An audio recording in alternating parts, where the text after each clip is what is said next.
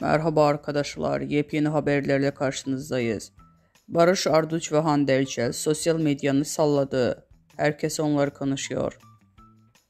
Barış Arduç ve Hande Erçel Bir Başka Aşk adlı filmde başrollerini paylaşacak. Yaz döneminde Çeşme ilçesinde çekimlere başlayacak filmin için bir araya gelen iki yıldız oyuncu sosyal medyada gündem oldu.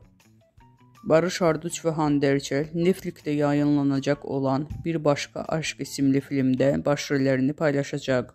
Ünlü oyuncu, buluşması Türkiye'deki fanlarının yanı sıra yurt dışındaki yabancı hayranlarını da sevindirdi.